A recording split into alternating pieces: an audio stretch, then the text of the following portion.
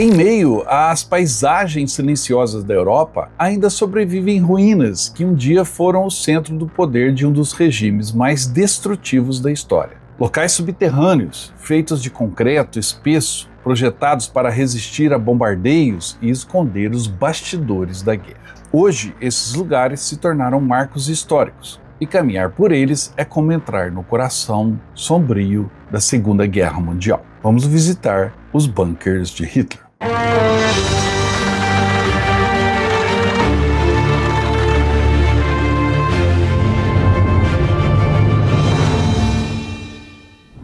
A jornada começa no interior da atual Polônia, nos arredores da cidade de Kętrzyn, antiga Prússia Oriental. É lá que estão as ruínas da Wolfschanze, a famosa Toca do Lobo. Bem-vindo à Toca do Lobo. Você chegou a um dos locais mais secretos, escondidos, inacessíveis da Segunda Guerra Mundial. Aqui, nesse complexo, Adolf Hitler viveu durante mais de 800 dias, os dias mais difíceis da Segunda Guerra Mundial. Tomou decisões, recebeu generais, convidados como Mussolini e sofreu um atentado. Hoje, a Toca do Lobo é um local de visitação, de meditação, de reconhecimento histórico e aberto, acessível a todos. Construída em 1940, esse complexo foi projetado para ser o quartel-general de Hitler no fronte oriental. Escondido entre florestas densas e cercado por campos minados, a Toca do Lobo chegou a abrigar mais de 2.000 militares, oficiais, secretários e guardas. Era praticamente uma cidade secreta, com edifícios reforçados por até 8 metros de concreto. Esse talvez seja o bunker mais procurado, mais buscado pelos visitantes. É o bunker do Adolf Hitler. Este bunker era o mais reforçado e foi construído para que o Führer ficasse protegido.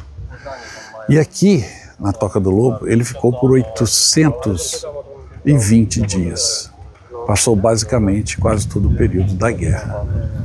Aqui na Toca do Lobo, local onde ele mais ficou para comandar as tropas. Então toda a estrutura era pensada para servir ao Führer. Foi nesse lugar, isolado do mundo exterior, que Hitler passou mais de 800 dias durante a guerra, coordenando campanhas gigantescas como a invasão da União Soviética em 1941, a Operação Barbarossa. E foi também aqui que ocorreu a famosa conspiração de 20 de julho de 1944, quando oficiais alemães tentaram assassiná-lo com uma bomba escondida numa pasta. A explosão destruiu parte da sala de reuniões, mas Hitler sobreviveu, e a repressão brutal que se seguiu custou a vida de centenas de opositores. Hoje, os blocos de concreto partidos ainda jazem sobre o solo, cobertos por musgo e árvores, como cicatrizes gigantes de um império que parecia invencível, mas que estava condenado à ruína. E hoje muita gente, além de historiadores e militares, visitam esse local. O complexo virou uma atração muito grande nessa parte da Polônia e milhares de pessoas vêm aqui todos os anos. Não para cultuar Hitler ou nazismo, mas para ver uma peça da história, um pedaço da história. Deixando a Polônia, seguimos até o norte da França, próximo da vila de Margival, onde está o Wolfsschlucht, conhecido como a Ravina do Lobo. Era um dos vários quartéis generais fortificados que Hitler espalhou pela Europa, construído para comandar a frente ocidental. Ali, engenheiros escavaram túneis profundos na encosta e ergueram blocos de concreto interligados por passagens subterrâneas, com salas de comando, comunicações e abrigos antiaéreos. Pouca gente sabe, mas Hitler esteve pessoalmente neste local em 17 de junho de 1944, apenas 10 dias após o dia D, para reunir-se com o Marechal Rommel e outros comandantes, tentando conter o avanço aliado na Normandia. Essa visita foi tensa. A guerra começava a se voltar contra a Alemanha e os generais já viam a derrota como inevitável. Hoje, o complexo de Margival permanece em ruínas, entre a vegetação, mas ainda preserva a atmosfera sufocante dos últimos esforços do regime para manter o controle da guerra.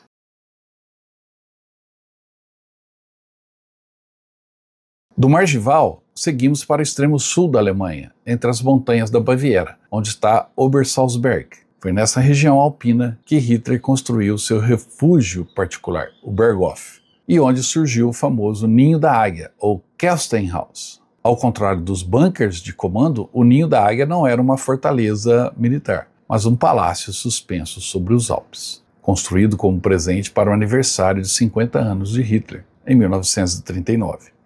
A visita aqui ao Ninho da Águia, em Obersalzberg, começa pelo Centro de Documentação, que é um museu que mostra a construção da obra gigantesca que foi aqui feita no Ninho da Águia, os bunkers que existiam, os túneis e toda uma documentação, fotografia daquele momento na história, antes da Segunda Guerra Mundial, quando ele começou a ser construído, qual o objetivo que esse local foi construído, como que os líderes do partido nazista se apossaram desses terrenos e iniciaram aqui uma área que eles chamam de off-limits, ou seja, uma área fora de total alcance das pessoas comuns, e muitos deles passaram a viver neste local. A estrada em zigue-zague até o topo e o elevador dourado, escavado na rocha, são impressionantes obras de engenharia.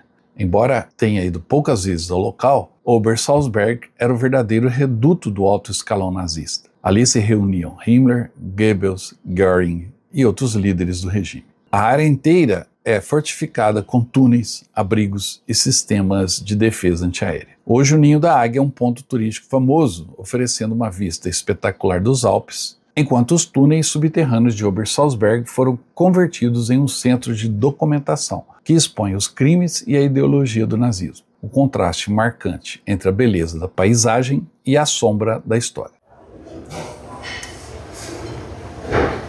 A vista aqui dessa varanda é deslumbrante, não é à toa que o próprio Hitler, quando estava aqui no Ninho da Águia, gostava de ficar nessa varanda apreciando a paisagem e estudando seus mapas de guerra.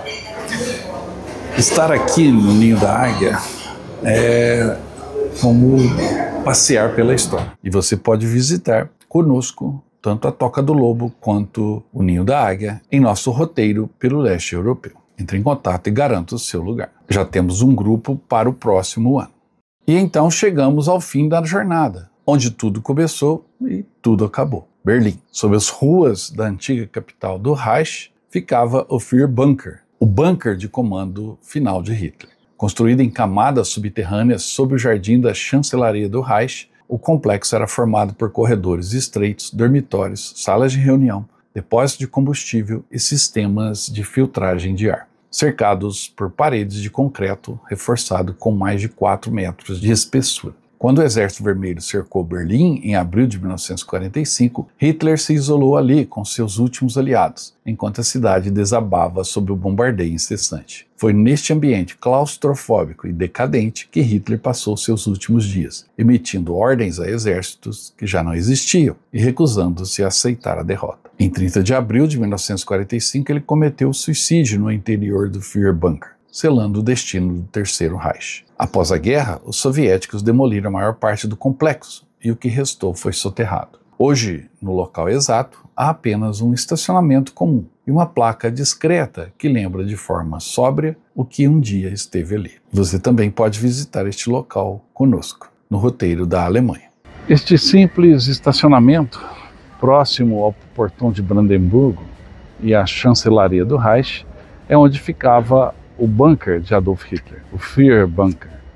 Hoje apenas uma placa simples, lembra o local e mais nada. Mas no subsolo desse local é onde ficava o Führer nos seus momentos finais da Segunda Guerra Mundial. Visitar estes lugares, da Toca do Lobo, as ruínas de Margival, o luxo de Obersalzberg e o bunker final em Berlim, é muito mais do que turismo. É uma viagem profunda pelo coração de um regime que tentou dominar o mundo e acabou destruindo a si mesmo. Cada parede de concreto rachada, cada túnel escuro e cada sala vazia carrega as marcas de decisões que custaram milhões de vidas. Caminhar por esses bunkers é olhar diretamente para o passado e compreender que, mesmo envoltos pelo silêncio atual, eles ainda sussurram os ecos da Segunda Guerra Mundial. E como eu já disse nesse vídeo, você pode visitar, caminhar, olhar, entrar nestes locais. Todos os anos temos grupos em nosso roteiro pela Alemanha ou pelo leste europeu que visita estes lugares tão históricos, como testemunhas de um passado trágico. Entre em contato conosco e garanta o seu lugar na próxima turma. Viu só? Essa aí é a nova camisa da promoção do canal Viagem na História.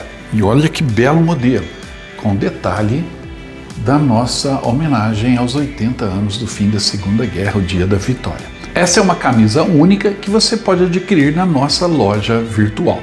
Entre em contato pelo nosso WhatsApp, eu te encaminho o link da loja virtual do Viagem na História. Você adquire essa belíssima camisa comemorativa do final da Segunda Guerra Mundial.